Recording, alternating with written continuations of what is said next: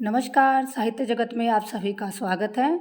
तो आज हम जो प्रतियोगी परीक्षाओं की तैयारी का कार्य हमने शुरू किया हुआ है, उसी कार्य को आगे बढ़ाते हैं। देखिए, इन जो तैयारी के लिए हमने जिस पुस्तक को आधार रूप में लिया है, वो पुस्तक है हिंदी साहित्य का तथ्यपरक अध्ययन, जिसके लेखक हैं ओंकार नाथ वर्मा।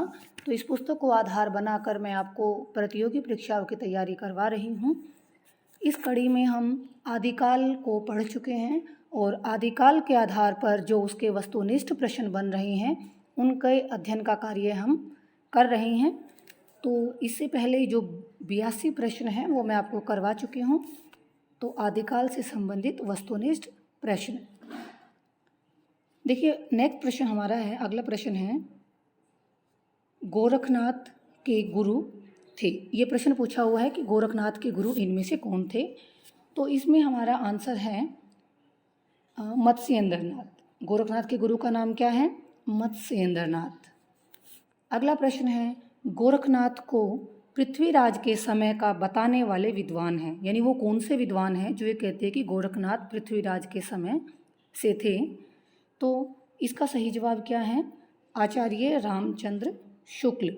रामचंद्र शुक्ल ये कहते हैं कि गोरखनाथ पृथ्वीराज के समय से संबंध रखते हैं।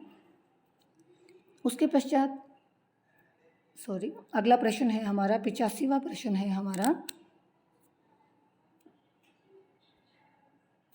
वारकरी संप्रदाय का संबंध किससे है? 85वां प्रश्न है, वारकरी संप्रदाय का संबंध इनमें से किससे है? तो इसका सही आंसर है सिद्ध साहित्य। वारकरी जो संप्रदाय है वो सिद्ध साहित्य से संबंध रखता है। अगला प्रश्न, 84 सिद्धों में सर्वोच्च स्थान किसका माना गया है? सिद्धों की संख्या 84 है और ये अपने नाम के पीछे पा लगाते हैं, जैसा कि सभी जो ऑप्शन दिए गए हैं उनमें भी सरहपा, लुईपा, डोंबिपा, शबरपा। तो 84 जो सिद्ध हुए हैं उनमें सबसे सर्वोच्च स्थान किसका माना गया है? लुईपा का। आंसर इसका क्या है? बी, लुईपा। सबसे पहले सिद्ध सरहपा है, लेकिन सर्वोच्च स्थान लुईपा का है। अगला जो प्रश्न है 87वां प्रश्न हमारा है, सिद्ध कवियों की भाषा को संध्या नाम किसने दिया? सिद्ध कवियों की भाषा क्या है? संध्या। और वो नाम किसके द्वारा दिया गया है? तो इसमें से हमारा डी आंसर सही है, अद्वैय वज्र तथा मुनिदत्त ने।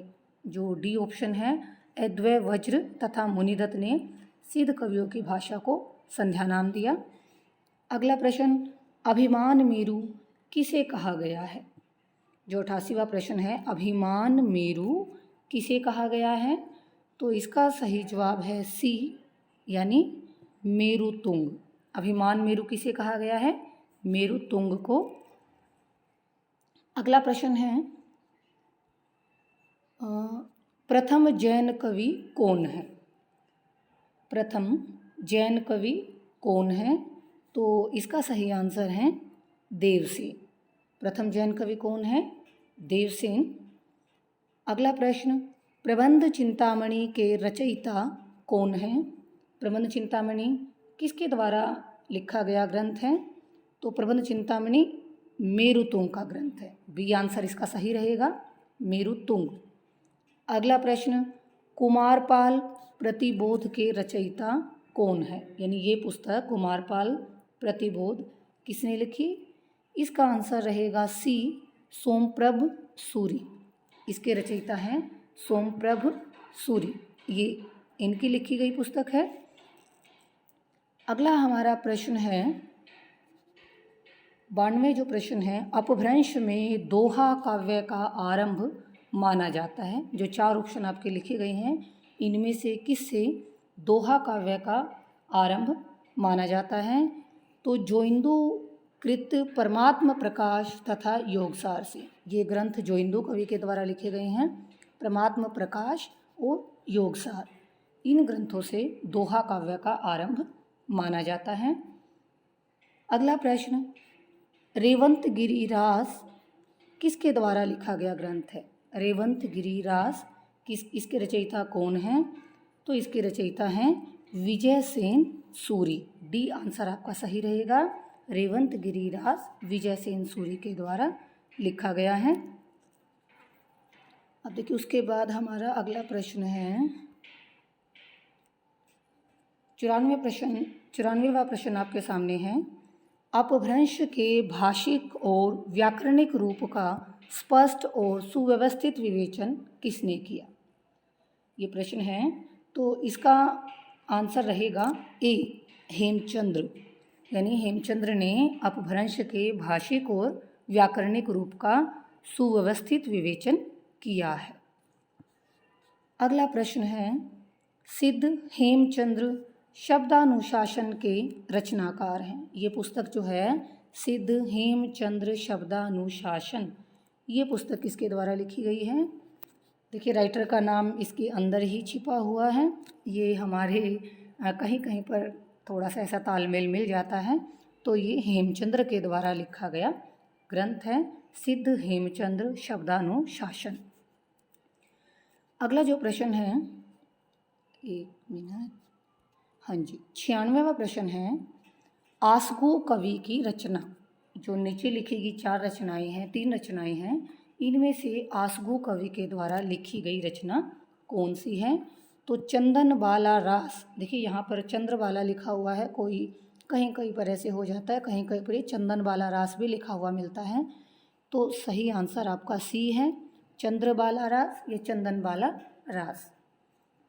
अगला प्रश्न है नायिकाओं का नखशिख वर्णन मिलता है। नखशिख पैर के नाखून से लेकर सिर तक के सौंदर्य का वर्णन किसमें किया गया है? वो पुस्तक है रोडाकृत राउलवेल, जो एक शिलांकित कृति है, पत्थरों पर लिखी गई रचना है, चंपू काव्य है राउलवेल। इसमें नायिकाओं के नखशिख वर्णन मिलता है। उसके पश्चात अगला प्रश्न है 98वां प्रश्न हमारा है डिंगल भाषा का सबसे पहले प्रयोग मिलता है। डिंगल और पिंगल भाषाएं थी, जिनके बारे में शुरुआती वीडियो में मैं आपको अच्छी तरह बता चुकी हूँ। तो डिंगल भाषा का सबसे पहले प्रयोग किस में मिलता है? तो ए आंसर आपका सही रहेगा, राजा बांकीदास कृत कुकवि बत्तीसी। राजा बांकीदास ने जो कुकवि बत्तीसी लिखी है, उसमें डिंगल का सबसे पहला प्रयोग देखने को मिलता है। अगला प्रश्न सिद्धसेन कृत विलासवही कहा किस कोटि का काव्य है? सिद्धसेन ने ये पुस्तक लिखी है विलासवही कहा। ये इनमें से किस श्रेणी में आता है? कृष्ण काव्य में आता है, वीर काव्य में आता है, प्रेम कथा काव्य है, या फिर भक्ति काव्य है? तो ये हमारा सही जवाब है सी, प्रेम कथा काव्य। विलासवही कहा किस कोटि का काव्य है? ये प्रेम कथा काव्य है। आगे देखिए, अगला हमारा प्रश्न है रोमांटिक महाकाव्य है। नीचे जो ये 4 रचनाएं लिखी गई हैं, इनमें से रोमांटिक महाकाव्य कौन सा है? तो पहला ही आंसर हमारा सही है, धनपाल कृत भविष्यत कहा। धनपाल के द्वारा लिखा गया ग्रंथ भविष्यत कहा एक रोमांटिक महाकाव्य है। अगला प्रश्न ऐतिहासिक चरित्र काव्य कौन सा है? निम्नलिखित इसमें से है ऐतिहासिक चरित्र काव्य कौन सा है? तो कीर्तिलता ये विद्यापति की रचनाएं हैं, कीर्तिलता, कीर्तिपता का पदावली। तो इसमें से हमारा आंसर रहेगा बी, कीर्तिलता। उसके पश्चात अगला 102 नंबर पे हमारा जो प्रश्न है आदिकाल की चंपू काव्य कृति, 102 आदिकाल की चंपू काव्य कृति इनमें से कौन सी है? तो अभी मैंने आपको ऊपर भी बताया था, रोडा कवि के द्वारा लिखा गया ग्रंथ है राउलवेल, ये चंपू काव्य है और एक ये शिलांकित कृति है। तो 102 नंबर का जो आंसर है वो है बी, राउलवेल। अब 103 नंबर प्रश्न पर हम आ गए हैं। शिलाओं पर लिखा हुआ काव्य है। 103 प्रश्न है, शिलाओं पर लिखा हुआ काव्य अभी बताया था मैंने, राउलवेल इसका सही जवाब है। अगला प्रश्न है 63 शलाका पुरुषों के जीवन का वर्णन। 63 63 जिसको आप वैसे बोल देते हो लेकिन शुद्ध है 63। 63 शलाका पुरुषों के जीवन का वर्णन किस में मिलता है? महापुराण में। सी आंसर आपका सही रहेगा।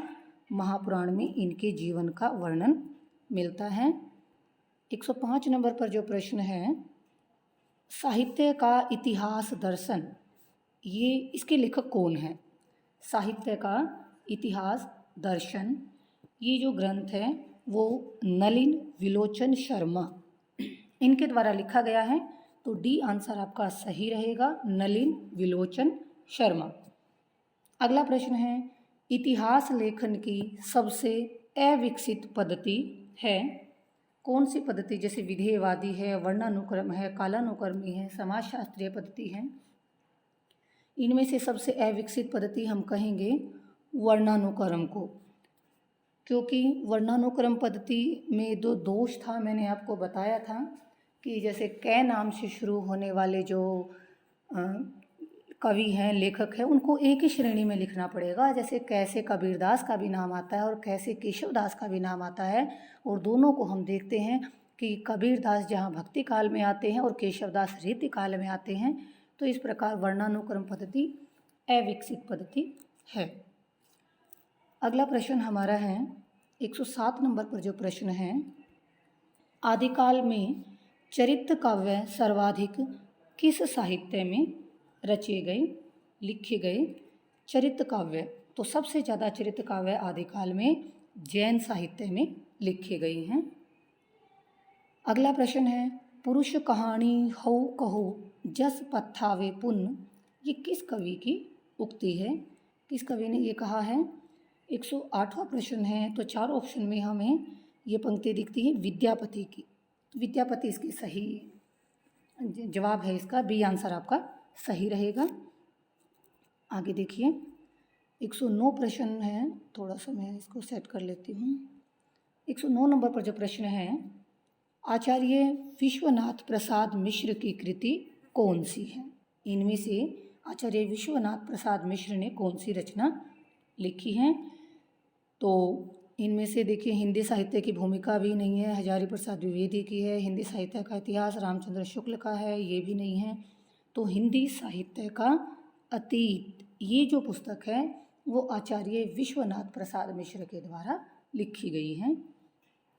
अगला प्रश्न, गोरख की वाणियों का सर्वप्रथम संग्रह किसने किया था? गोरखनाथ की वाणियों का सबसे पहले संग्रह किसने किया था? तो पीताम्बर दत्त बड़थवाल, सी आंसर आपका सही रहेगा। पीताम्बर दत्त बड़थवाल ने गोरखनाथ की वाणियों का सबसे पहले संग्रह किया था। 111वां जो हमारा प्रश्न है, स्वयंभू कृत पौंचरिव, स्वयंभू ने जो पुस्तक लिखी है पौंचरिव की विषय वस्तु किससे संबंध है? उसकी क्या विषय वस्तु है? तो 4 ऑप्शन हमारे पास हैं, रामकथा, कृष्ण कथा, लोक कथा और जातक कथा। तो स्वयंभू की जो पौंचरिव है उसमें राम कथा का वर्णन किया गया है। 112वां प्रश्न एक बार देख लीजिए, ऊपर जाना पड़ेगा हमें फिर से स्टार्टिंग से। हाँ भाई, 112वां प्रश्न आपके सामने है, अपभ्रंश का आदि कवि कौन है? अगला प्रश्न है हमारा, अपभ्रंश का आदि कवि कौन है? तो स्वयंभू, डी आंसर सही रहेगा। स्वयंभू को अपभ्रंश का आदि कवि कहा जाता है। 113वां प्रश्न, आदिकालीन साहित्य में गद्य का प्राचीनतम ग्रंथ कौन सा है? तो इनमें से आपका बी आंसर सही है, कुवलयमाला कहा। कुवलयमाला कहा ये जो ग्रंथ है वो आदिकालीन साहित्य में गद्य का प्राचीनतम ग्रंथ है। अगला प्रश्न है, संदेश राशक के रचयिता कौन है? संदेश राशक किसका लिखा हुआ है? अब्दुल रहमान का। आगे देखिए 115वां प्रश्न आपके सामने है, संदेश राशक किस प्रकार का काव्य है? अब्दुल रहमान के द्वारा लिखा गया संदेश राशक क्या चंपू काव्य है, खंड काव्य है, महाकाव्य है या गीति काव्य है? तो ये है खंड काव्य। संदेश राशक अब्दुल रहमान का है और एक खंड काव्य है। 116वां प्रश्न है, निम्नलिखित में से कौन सा ग्रंथ अपभ्रंश से प्रभावित है? जो 4 ग्रंथ यहाँ पर लिखे गए हैं उनमें से अपभ्रंश से प्रभावित जो ग्रंथ हैं वो है भरतेश्वर बाहुबली रास। भरतेश्वर बाहुबली रास ये अपभ्रंश से प्रभावित ग्रंथ हैं। अगला प्रश्न है, अपभ्रंश के प्रभाव से मुक्त ग्रंथ, यानी ये 4 जो ग्रंथों के नाम लिखे इनमें से कौन सा वो ग्रंथ है जिसके ऊपर अपभ्रंश का प्रभाव नहीं है? तो वो ग्रंथ है हमारा खुमान रासो।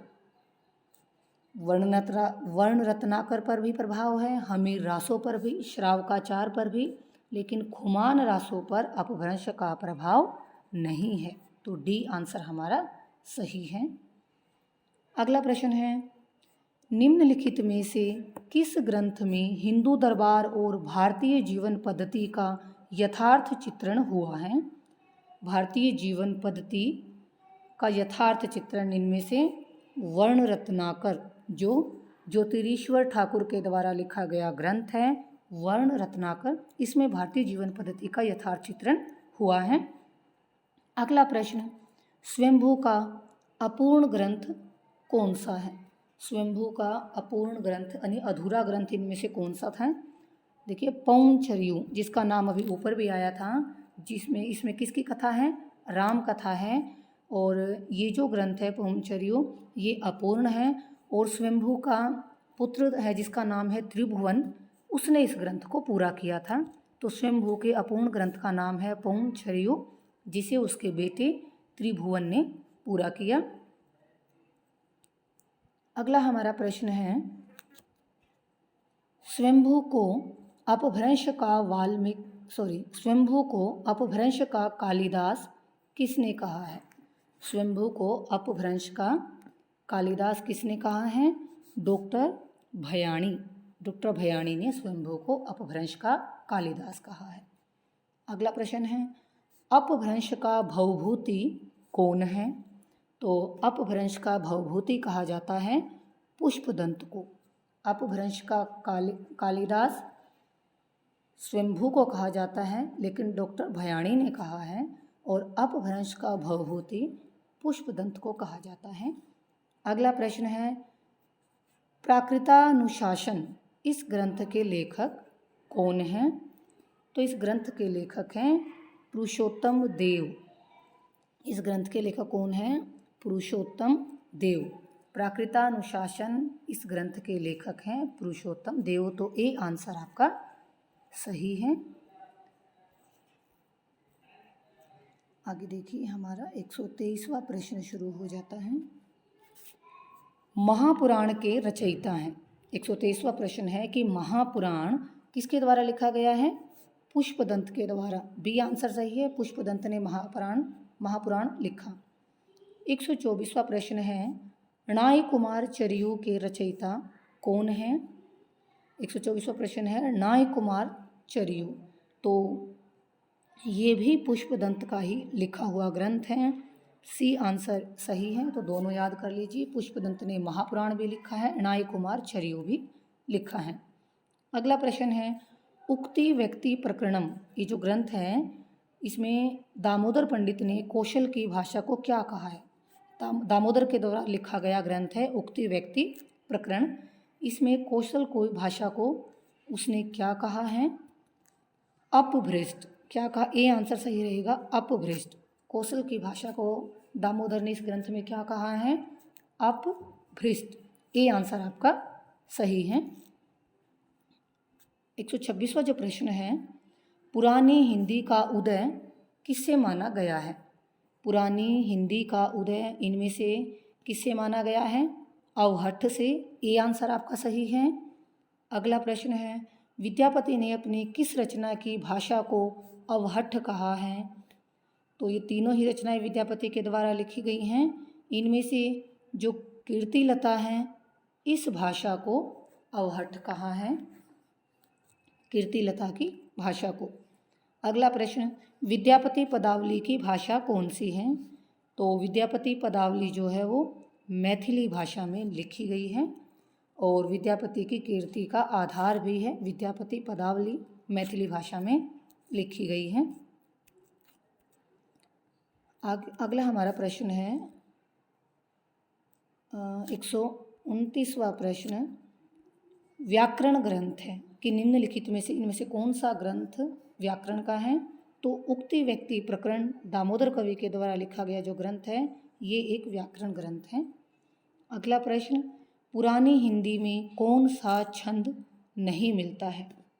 इनमें से देखिए पुरानी हिंदी में दोहा चौपाई छप्पे तो मिलते हैं, लेकिन घनाक्षरी छंद जो है वो पुरानी हिंदी में नहीं मिलता। अगला प्रश्न 131वां प्रश्न है हमारा, अपभ्रंश में कृष्ण काव्य के प्रणेता हैं। अपभ्रंश में कृष्ण काव्य के प्रणेता कौन हैं? स्वयंभू। ये आंसर आपका सही रहेगा, स्वयंभू कृष्ण काव्य के प्रणेता है अपभ्रंश भाषा में। 132वां प्रश्न है, पुष्पदंत किस शती में हुए? पुष्पदंत का समय पूछा गया है इस प्रश्न में, तो 10वीं शताब्दी उनका समय है। अगला प्रश्न है, आदिकालीन वैद्यक ग्रंथ है, इनमें से आदिकाल में लिखा गया वैद्य ग्रंथ कौन सा है? जगत सुंदरी प्रयोगमाला, ये आदिकाल में लिखा हुआ वैद्यक ग्रंथ है जिसमें बीमारियों के उपचार का यानी ये वर्णन किया गया है, वैद्यक ग्रंथ। अगले प्रश्न देखिए, फिर से हमें शुरुआत में जाना पड़ेगा। 134वां प्रश्न है, ऐसे रासो ग्रंथ के रचनाकार का नाम बताइए जिसकी रचना अजमेर के शासक से संबंधित है। 134वां जो प्रश्न पूछा है कि उस रासो ग्रंथ का हमें नाम बताना है जिसकी रचना अजमेर के शासक से जुड़ी हुई है, तो बी आंसर आपका सही रहेगा, नरपति नाल है। नरपति नाल है, इसमें क्या है? अजमेर के शासक से संबंधित ये है, तो बी आंसर आपका सही है, नरपति नाल है। 135वां प्रश्न आपका है, बीसल देव रासो का नायक कौन है? इसमें पूछा है बीसल देव रासो जो ग्रंथ है उसके नायक कौन है? तो सी आंसर हमारा सही है, विग्रह राज चतुर्थ इसमें नायक हैं। और अगला हमारा प्रश्न है 136वां, 136वां जो प्रश्न है, विसल देव रासो की नायिका कौन है? विसल देव रासो के नायक तो हो गए विग्रह राज चतुर्थ, और उसकी नायिका कौन है? राजमती। डी आंसर आपका सही है, राजमती विसल देव रासो की नायिका हैं। अगला प्रश्न है, बीसल देव रासो की भाषा क्या है? तो बीसल देव रासो की भाषा क्या है? राजस्थानी। बीसल देव रासो के रचयिता फिर अगले प्रश्न में पूछ लिया तो नरपति नाल है। देखिए बीसल देव से जुड़े हुए कई प्रश्न हो गए ना। बीसल देव रासो के नायक विग्रह राज चतुर्थ हो गए, नायिका राजमती हो गई। बीसल देव रासो की जो भाषा है वो राजस्थानी है, और बीसल देव रासो के जो रचयिता का नाम है वो नरपति नाल है। अगला प्रश्न 139वां प्रश्न हमारा है, रानीपन और सामंती जीवन से बंधन मुक्ति की अभिव्यक्ति किस ग्रंथ की अपनी खास विशेषता है? यानी निम्नलिखित ग्रंथों में से ऐसा कौन सा ग्रंथ है जिसमें रानीपन और सामंती जीवन से बंधन मुक्ति की अभिव्यक्ति की गई है? तो वो ग्रंथ भी हमारा है बीसल देव रासो। 140वां प्रश्न, बीसल देव रासो का काव्य रूप क्या है? प्रबंध काव्य है, खंड काव्य है, या गीति काव्य है, या फिर मुक्त काव्य है? तो बीसल देव रासो जो है वो गीति काव्य है। 141वां प्रश्न है, वीर गाथात्मक रचना नहीं है, इनमें से जो रचनाएं लिखी हुई हैं उनमें से वीर गाथात्मक रचना कौन सी नहीं है? बीसल देव रासो ही इसमें से वीर गाथात्मक रचना नहीं है। आगे जो प्रश्न है देखिए 142वां प्रश्न हमारा है, आदिकाल की प्रमुख श्रृंगारिक कृति है, आदिकाल में लिखी गई प्रमुख श्रृंगारिक कृति इनमें से कौन सी हैं? तो इसका जवाब भी बीसल देव रासो है, क्योंकि ये एक श्रृंगारिक रचना है, इस बात पर कोई विवाद नहीं है। विद्यापति की जो पदावली लिखी हुई है उसको लेकर विवाद है, हालांकि उसको भी कुछ लोग श्रृंगारिक मानते हैं, लेकिन कुछ उसको भक्तिपरक रचना भी मानते हैं। तो विद्यापति की जो पदावली को लेकर विवाद है कि वो भक्तिपरक रचना है या फिर वो श्रृंगार परक है। लेकिन जयदेव का जो गीत गोविंद है वो विद्यापति की पदावली और सूरदास का जो सूर सागर है वो एक ही श्रेणी की रचनाएं हैं, जिनमें भक्ति का जो आधार है वो श्रृंगार है। ठीक है, लेकिन इनमें से अगर निर्विवाद रूप से हम कहें तो आदिकाल की प्रमुख श्रृंगारिक कृति है बीसल देव रासो। ये आपका जवाब सही है इसमें। अगला प्रश्न है, चौपाई के साथ दोहा रखने की पद्धति को क्या कहा जाता है? यानी चौपाई के बाद एक दोहा लिखा जाए उस पद्धति को कहा जाता है कड़वक। चौपाई के साथ दोहा रखने की पद्धति क्या कहलाती है? कड़वक। अगला प्रश्न है, हिंदी का पहला महाकाव्य इनमें से कौन सा है? तो पृथ्वीराज रासो, यानी ए आंसर आपका सही है। हिंदी का पहला महाकाव्य पृथ्वीराज रासो है। अगला जो पेज है ये देख लीजिए, 145वां प्रश्न आपके सामने है। पृथ्वीराज रासो के रचयिता, पृथ्वी, ये तो आपको पता ही होगा सभी को, हम आदिकाल में ध्यान से पढ़ा था, फेमस ग्रंथ है ये। पृथ्वीराज रासो के रचयिता हैं चंद बरदाई। 146वां प्रश्न, चंद बरदाई का मूल नाम क्या था? चंद्रेश, चंद्रिका, बलवीर या बलिद्य? तो सी आंसर आपका सही है, बलिद्य चंद बरदाई का मूल नाम था। पृथ्वीराज रासो की भाषा कौन सी है? तो पृथ्वीराज रासो की भाषा है ब्रज भाषा। आगे देखिए, 148वां प्रश्न हमारा है, पृथ्वीराज रासो में सर्ग को क्या कहा गया है? तो पृथ्वीराज रासो में सर्ग को समय कहा गया है। ध्यान रखना, पृथ्वीराज रासो में जो सर्ग हैं उनको समय कहा गया है। अगला जो प्रश्न है, पृथ्वीराज रासो में कितने सर्ग यानी समय है? कितने समय है पृथ्वीराज रासो में? 69। बी आंसर आपका सही है, 69 सर्ग हैं। अगला प्रश्न है, इसको पहले हम थोड़ा सा स्लाइड को ऊपर कर लेते हैं। 150वां प्रश्न आपके सामने है, चंद बरदाई को पृथ्वीराज का समकालीन किसने कहा है? चंद बरदाई को पृथ्वीराज का समकालीन बताया है गारसादा तासी ने, जो हमारे हिंदी साहित्य का इतिहास लिखने वाले पहले विद्वान हैं गारसादा तासी। उन्होंने कहा है चंद्र बरदाई को पृथ्वीराज का समकालीन।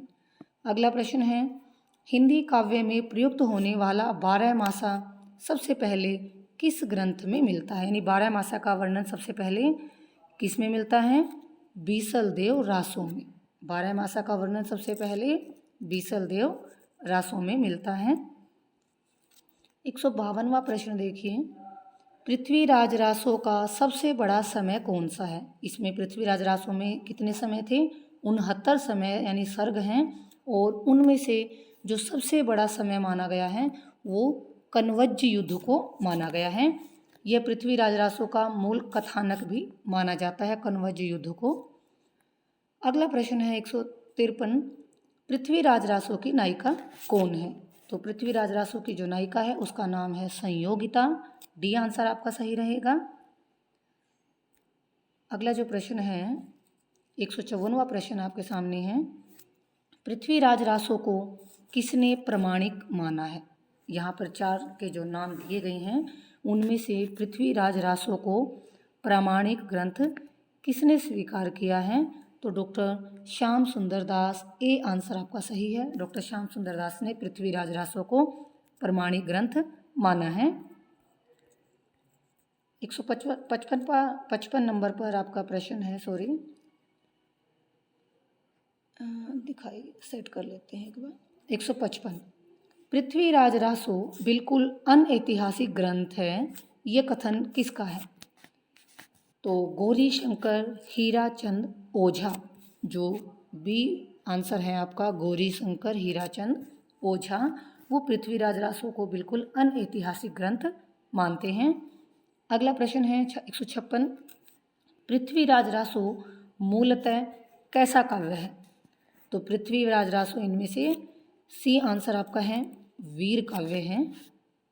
आगे देखिए 157 नंबर पर जो प्रश्न है, पृथ्वीराज रासो के रचना विधान में सर्वाधिक विवादास्पद पक्ष है, जो विवादित पक्ष है इसमें वो कौन सा है? वो है इसकी ऐतिहासिकता। ये सबसे विवादास्पद पक्ष है, ऐतिहासिकता। 198वां प्रश्न है, चारण काव्य की भाषा इनमें से कौन सी है? तो चारण काव्य जो हैं वो डिंगल भाषा में लिखे गए हैं। अगला प्रश्न है, पृथ्वीराज रासो के प्रथम विदेशी उद्धारकर्ता के रूप में प्रसिद्ध हुए हैं, इनमें से कौन हैं? तो वो नाम है आपका कर्नल जेम्स टॉड, क्योंकि कर्नल जेम्स टॉड ने पृथ्वीराज रासो की वर्णन शैली और उसके काव्य की सुंदरता पर रीझ कर लगभग 30,000 छंदों का अंग्रेजी में अनुवाद करवाया था। कर्नल जेम्स टॉड ने पृथ्वीराज रासो का जब ये उसकी वर्णनात्मक शैली को पढ़ा, उसके काव्य सौंदर्य को देखा, तो वो इतने प्रसन्न हुए कि 30,000 छंदों का उन्होंने अंग्रेजी भाषा में अनुवाद करवाया। तो प्रथम विदेशी उद्धारकर्ता के रूप में कर्नल जेम्स टॉड का नाम हम ले सकते हैं। 160 नंबर पर आपका प्रश्न है, आदिकाल की किस रचना में इतिहास की उपेक्षा की गई है? आदिकाल की किस रचना में इतिहास की उपेक्षा की गई है? तो ये भी हमारा है पृथ्वीराज रासो, ये सही जवाब है इसका, सी आंसर। अगला प्रश्न, किस रासो ग्रंथ का एक पद्य प्राकृत पेंगलम में मिलता है? यानी ऐसा कौन सा रासो ग्रंथ है जिसका एक पद्य प्राकृत पेंगलम ग्रंथ में मिलता है? तो हम्मीर रासो जो है वो रासो ग्रंथ है जिसका पद प्राकृत पेंगलम में हमें मिलता है। 162 नंबर पर जो प्रश्न है वो देखिए, 162 पर, राठौड़ा रीख्यात में किन ग्रंथों का उल्लेख हुआ है? राठौड़ा रीख्यात, तो इसमें आएगा हमारा पृथ्वीराज रासो और परमाल रासो का नहीं है, जयचंद प्रकाश, हाँ ये बी आंसर आपका सही है, जयचंद प्रकाश और जस मयंक जस चंद्रिका, ये दो ग्रंथ है, जयचंद प्रकाश और जय मयंक जस चंद्रिका। तो इन दो ग्रंथों का उल्लेख राठौड़ा रीख्यात में हुआ है। अगला प्रश्न है, किस रासो ग्रंथ में महाराणा प्रताप सिंह का भी वर्णन हुआ है? तो वो कौन सा रासो ग्रंथ है जिसमें महाराणा प्रताप सिंह का वर्णन हुआ है? उस ग्रंथ का नाम है खुमान रासो। कौन सा ग्रंथ है वो? खुमान रासो। तो आज के इस वीडियो में इतने प्रश्न, जो बाकी के प्रश्न हैं वो अगले वीडियो में पूरे हो जाएंगे, उसके बाद फिर हम भक्ति काल को शुरू करेंगे।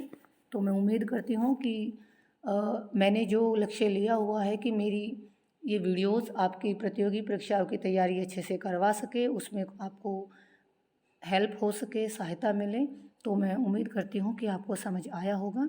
इसी के साथ आप सभी का बहुत बहुत धन्यवाद।